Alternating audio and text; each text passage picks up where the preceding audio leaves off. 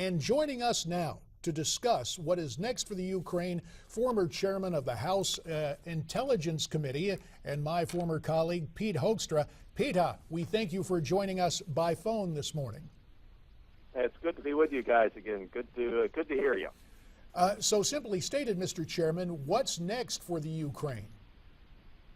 Well, I think they're going to keep moving forward in this direction. I don't see President Putin. I don't see him backing down. I don't see the West, Europe, and the United States being able to put in place a regimen of sanctions that are going to force Putin or Russia to change their strategy.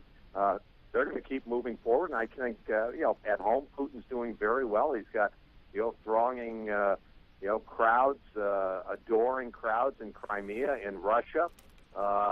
This is a win-win for Putin. He makes the land grab. It's a good, smart political move. The West is powerless to stop him. He's going to keep moving and flexing his muscle here in other parts of the world. Well, we take a look at the Russian actions, and certainly, Peter, it's unleashed a spate of Cold War-type rhetoric. Yesterday, one of the anchors for state-controlled television in the Russian Federation said, and I quote, "Russia is the only country in the world realistically capable of turning the United States into radioactive ash," end quote.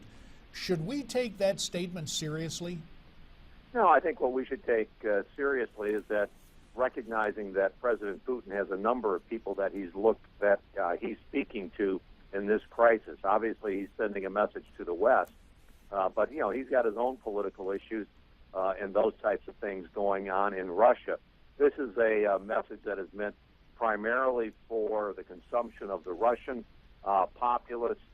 It builds him up. It builds him up politically at home, and that's primarily what the group that he's targeting. Peter, Russian dissident and chess master Garry Kasparov says of President Obama that right now, former President Carter looks like Churchill in comparison to Mr. Obama. Will this type of criticism prompt our president to become more assertive in this crisis? Well, J.D., you and I, we served on a lot of these foreign policy types of issues. I think what it may do is it may force the president to do something rash. Because in these types of foreign policy issues, what you do sets the seeds for what's going to happen in a year, 2 years, or 3 years. It's very difficult to turn an international situation like this around very, very quickly. The seeds to this were sown 4 or 5 years ago when Hillary Clinton pushed the reset button, when President Obama said we're not going to build the anti-missile defense systems in Poland in the former Czech Republic, when the president put himself in a position where we needed Russia to help in the talks with Iran.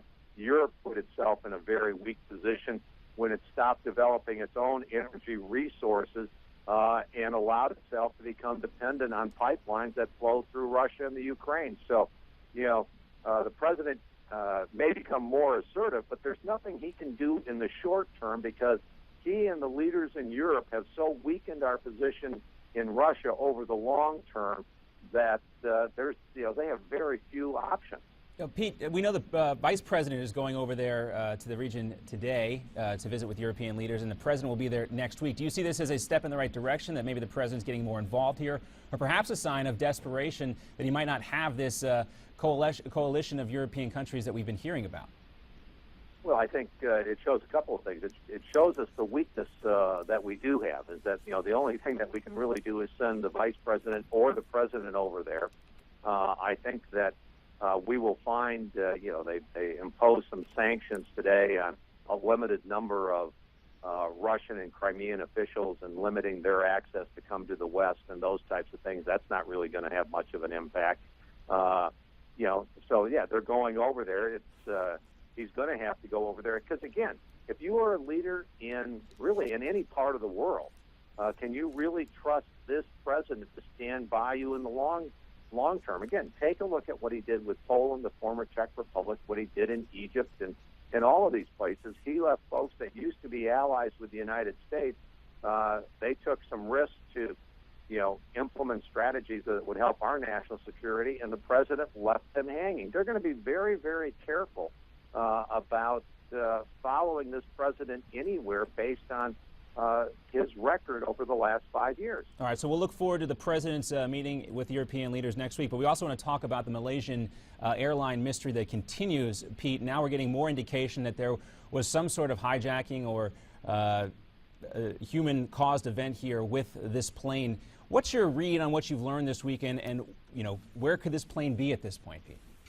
I think I think your explanation and introduction to this is absolutely the most accurate. It is a mystery. At this point in time, you would think that you'd start getting some evidence if there was, based on human intervention, you get somebody taking credit for it. You would have getting someone some indication and some following some threads and some streams of data saying, okay, we're narrowing it down. But what we've seen now is, the scope of the search. It has increased, dramatically. The number of options that people are now considering as to what happened on that plane, rather than narrowing, it's expanding. I mean, this is a mystery, and this far out and this far after the event, it may be this may be one that we never solve. Peter, one other note on this. We've heard terrorist chatter has diminished as of late. By exposing how the U.S. monitors the internets and cell phones, did we, in essence, tip off the bad guys, and are we more vulnerable to a terrorist attack courtesy of Edward Snowden? Oh, absolutely. I mean, Edward Snowden talks about, hey, I wanted to let the American people know what their government was doing to them, and in reality, the more leaks that come out, the better they understand what our capabilities are. When you and I were in Washington, when someone leaked that we were listening to bin Laden's satellite phone, guess what? He went dark and never really used electronic equipment again. Some of these Al-Qaeda and some of these terrorist groups are sophisticated, and when they read and see what we're doing, they'll take evasive actions. Others of them are not very sophisticated, and we can continue to monitor them.